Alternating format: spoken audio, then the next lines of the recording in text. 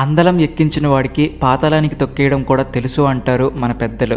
ప్రస్తుతం మన పొరుగున ఉన్న బంగ్లాదేశ్ పరిస్థితి, అక్కడి లీడర్ల బిహేవియర్ చూస్తుంటే మనం కూడా వాళ్ళను తొక్కేస్తే కానీ వాళ్ళ తిక్క కుదరదు అనిపిస్తుంది. కుక్కతో ఒక వంకర అన్నట్లు మనం ఎంత మంచి చేసినా సరే కొంతమంది బుర్రలో ఉన్న విషం మాత్రం పోదు. భారత్ గట్టిగా తలుచుకుంటే బంగ్లాదేశ్ ప్రపంచ పటంలో ఒక కొత్త దేశంగా మారుతుంది అనేది ఎంత నిజమో, ఇప్పుడున్న పరిస్థితుల్లో అది ఎంత అవసరమో మనం మాట్లాడుకోవాలి. ఆ రోజుల్లోనే, అంటే మన దగ్గర పెద్దగా అడ్వాన్స్డ్ వెపన్స్ లేని టైంలోనే మనం పాకిస్తాన్ని రెండు ముక్కలు చేసి బంగ్లాదేశ్ని క్రియేట్ చేయగలిగినప్పుడు, ఈ రోజుల్లో భారత్ ప్రపంచానికి ఇంకో కొత్త దేశాన్ని క్రియేట్ చేసి చూపించలేదా? రష్యా ప్రస్తుతం ఉక్రెయిన్లో ఏం చేస్తుందో మనం కూడా అదే స్ట్రాటజీని ఫాలో అవ్వాలి అని చాలామంది సీరియస్గా డిస్కస్ చేస్తున్నారు. అసలు బంగ్లాదేశ్ మనకు ఎదురు తిరిగి మనకే పాఠాలు చెబుతుందా, పాకిస్తాన్ వచ్చి మనకు నీతులు చెబుతుందా అని ఆలోచిస్తేనే రక్తం మరిగిపోతుంది కదా. బంగ్లాదేశ్ ఇష్యూకి ఎండ్ కార్డు వెయ్యాలంటే మనం ఏం చెయ్యాలో ఈరోజు ఈ వీడియోలో చూద్దాం. అంతకంటే ముందు మీరు మా ఛానల్ సబ్స్క్రైబ్ చేసుకోకపోతే వెంటనే సబ్స్క్రైబ్ చేసుకోండి.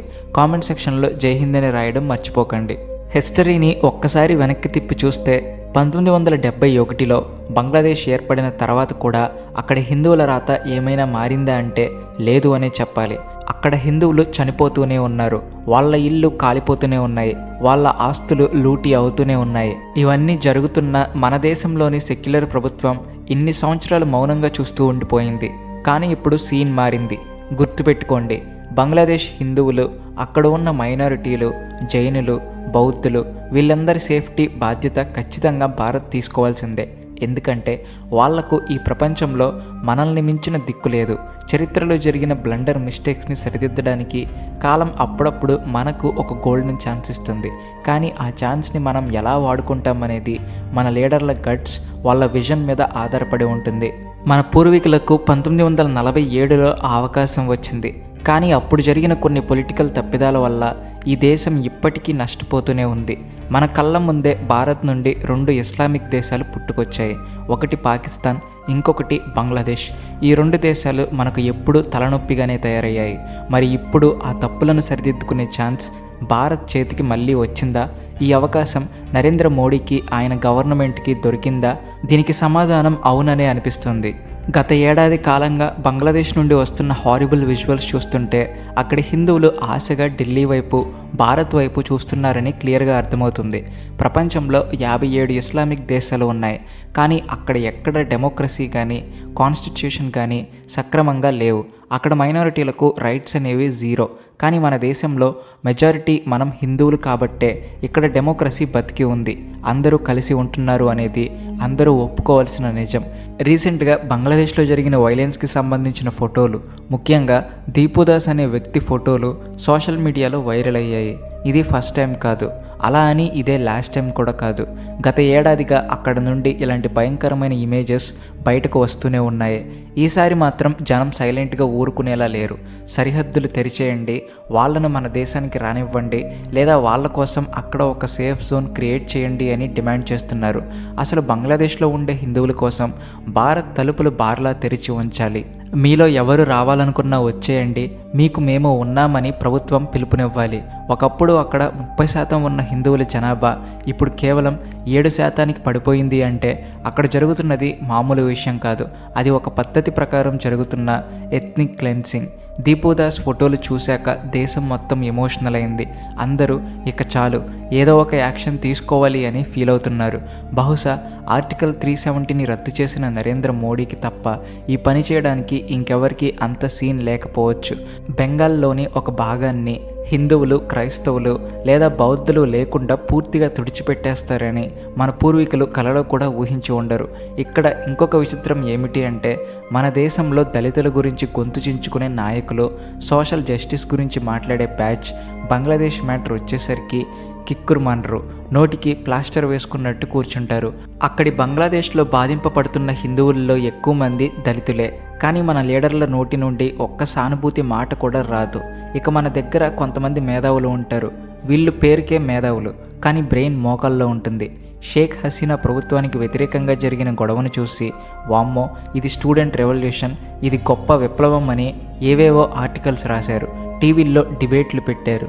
అసలు వీళ్ళు ఏం చదువుతారో, ప్రపంచాన్ని ఏ యాంగిల్లో చూస్తారో అస్సలు అర్థం కాదు. ఆ విప్లవం కాస్త చివరకు ప్యూర్ హిందూ వ్యతిరేక ఉద్యమంగా మారింది.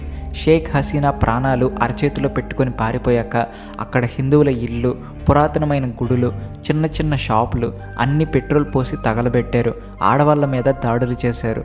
ఇదంతా ప్రపంచం మొత్తం లైవ్లో చూసింది. కానీ మన దేశంలోని మేధావులు మాత్రం ఇంకా ఆ విప్లవం మత్తులోనే ఉన్నారు. అసలు మ్యాటర్ ఏంటంటే, బంగ్లాదేశ్కు సపరేట్ హిస్టరీ అంటూ ఏమీ లేదు. అదొక క్రియేటెడ్ కంట్రీ. భారత్ కోరుకుంది కాబట్టే అదొక దేశంగా మారింది. భారత్ దయ వల్లే దానికి ఒక జెండా వచ్చింది, ఒక మ్యాప్ వచ్చింది. 1971లో మన దగ్గర న్యూక్లియర్ ఆయుధాలు లేనప్పుడే, రఫేల్ కానీ, S-400 కానీ, బ్రహ్మోస్ మిసైల్స్ కానీ లేనప్పుడే మనం ప్రపంచానికి ఒక కొత్త దేశాన్ని గిఫ్ట్గా ఇచ్చాం.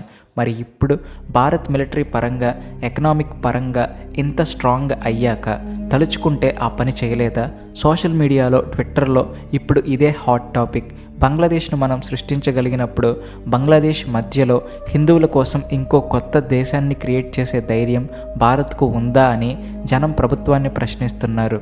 సొంత చరిత్ర లేని వాళ్ళు, మన భిక్షతో బతుకుతున్న వాళ్ళు ఈరోజు భారత్ను ఛాలెంజ్ చేస్తున్నారు. మీరు 1947లో చేసిన తప్పును సరిదిద్దుకునే టైం వచ్చింది అని జనం గట్టిగా నమ్ముతున్నారు. ఇంకో పక్క లీక్ అయిన కొన్ని ఇంటెలిజెన్స్ రిపోర్ట్ల ప్రకారం అప్పట్లో అమెరికా CIA మన ఈశాన్య రాష్ట్రాలను డిస్టర్బ్ చేసి మయన్మార్ బోర్డర్లో ఒక కొత్త క్రిస్టియన్ దేశాన్ని ఏర్పాటు చేయాలని ప్లాన్ చేసిందట. ఇది వినడానికి షాకింగ్గా ఉన్న జియో పాలిటిక్స్లో ఇలాంటివి కామన్. ఒకప్పుడు భారత్లో భాగంగా ఉన్న బంగ్లాదేశ్ ఈరోజు తన లిమిట్స్ దాటి ప్రవర్తిస్తుంది. లక్ష్మణ రేఖ దాటితే పరిణామాలు ఎలా ఉంటాయో వాళ్ళకు తెలియాలి. మీరు బంగ్లాదేశ్ను సృష్టించినప్పుడు అందులో నుంచి ఇంకో భాగాన్ని విడదీసి కొత్త దేశాన్ని ఎందుకు సృష్టించకూడదు? ఒకవేళ సపరేట్ దేశం వద్దు అనుకుంటే సింపుల్గా పశ్చిమ బెంగాల్ బోర్డర్ మార్చేయండి. బంగ్లాదేశ్ జనం అక్కడ బెంగాలీ మాట్లాడతారు కాబట్టి అది పాకిస్తాన్తో కాకుండా సపరేట్ అయింది. భాష ఒక్కటే క్రైటీరియా అయితే పశ్చిమ బెంగాల్లో కూడా అదే భాష మాట్లాడతారు కదా. ఇప్పుడు మన ఈశాన్య రాష్ట్రాలైన అరుణాచల్ ప్రదేశ్, నాగాల్యాండ్, అస్సాం, మణిపూర్, త్రిపుర, మేఘాలయ, మిజోరాం ఈ 7 సిస్టర్స్ జోలికి వస్తూ వాటిని బంగ్లాదేశ్లో కలుపుకుంటాం, మాకు ఆ ఏరియాలు కావాలి అని అక్కడ లీడర్ల అనుచరులు వాగుతున్నారు. ఇది చూస్తుంటే అత్త సొమ్ము అల్లుడు దానం చేసినట్టు అనిపిస్తుంది. వీళ్ళు చేపలు అన్నం తింటారో లేక ఇంకేమైనా తింటారో దేవుడికే తెలియాలి. కానీ వీళ్ళ ఆలోచనలు మాత్రం చాలా డేంజర్గా ఉన్నాయి.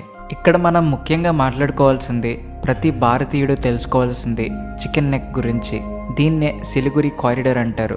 మీరు మ్యాప్లో చూస్తే మన దేశం మిగతా భాగంతో ఈశాన్య రాష్ట్రాలను కలిపే ఈ కారిడార్ చాలా సన్నగా కోడి మెడలాగా ఉంటుంది. దీన్ని కట్ చేస్తే ఈశాన్య రాష్ట్రాలు భారత్ నుండి కట్ అయిపోతాయని, అప్పుడు వాటిని ఈజీగా ఆక్రమించుకోవచ్చని వాళ్ళ మాస్టర్ ప్లాన్.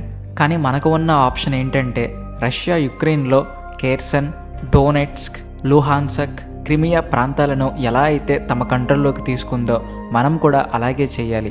సింపుల్గా మ్యాప్ మీద ఒక గీత గీయాలి. రంగ్పూర్ డివిజన్ మొత్తాన్ని మనలో కలిపేసుకుని మేఘాలయతో విలీనం చేసేయాలి. అప్పుడు మన చికెన్ నెక్ సైజ్ కేవలం కొన్ని కిలోమీటర్ల నుండి 100 కిలోమీటర్లు పెరుగుతుంది. అక్కడ మీరు ఎయిర్పోర్ట్లు కడతారో, పెద్ద పెద్ద హైవేలు నిర్మిస్తారో, రైల్వే ట్రాక్స్ వేస్తారో మీ ఇష్టం. ఇది చేస్తే మన చికెన్ నెక్ సమస్య పర్మనెంట్గా తీరిపోవడమే కాదు, బంగ్లాదేశ్కు ఉన్న చికెన్ నెక్ కట్ అయిపోతుంది.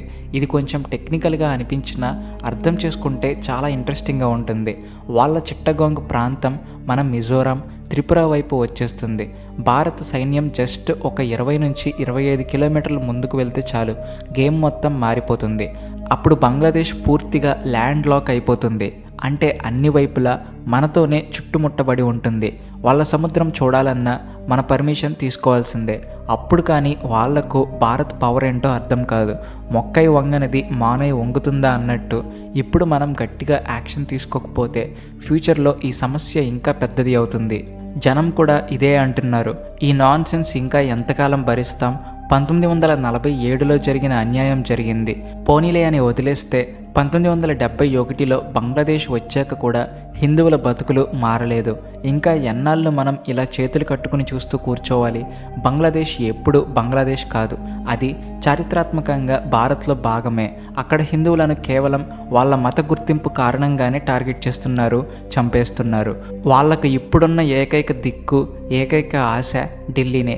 ఐక్యరాజ్య సమితి, UN కానీ అమెరికా కానీ వాళ్ళను కాపాడడానికి రావు. వాళ్ళకి వాళ్ళ పాలిటిక్స్ ముఖ్యం. 1971లో ఇందిరాగాంధీ మ్యాప్ మార్చినట్టు 2025-26లో కూడా మ్యాప్ మార్చే శక్తి, సత్తా భారత్కు ఉంది. కొన్నిసార్లు కఠినమైన నిర్ణయాలు తీసుకోక తప్పదు. బంగ్లాదేశ్ హిందువులు, బౌద్ధులు మన బాధ్యత. నరేంద్ర మోడీ ప్రభుత్వం, ఇక్కడి ప్రజలు మాత్రమే వాళ్ళను కాపాడగలరు. ప్రపంచానికి మనం ఏం చేయగలమో, మన జోలికి వస్తే మనం ఎంత దూరం వెళ్ళగలమో చూపించాల్సిన టైం వచ్చింది. లేకపోతే మన మంచితనాన్ని వాళ్ళు చేతకానితనం అనుకునే ప్రమాదం ఉంది. అందుకే ఇప్పుడున్న పరిస్థితుల్లో దయా, జాలి కంటే స్ట్రాటజీ, యాక్షన్ చాలా ముఖ్యం. సో దీని గురించి మీరు ఏమనుకుంటున్నారో కింద కామెంట్ సెక్షన్లో తెలియజేయండి. అలాగే వీడియో నచ్చితే please like and share, and also thanks for watching.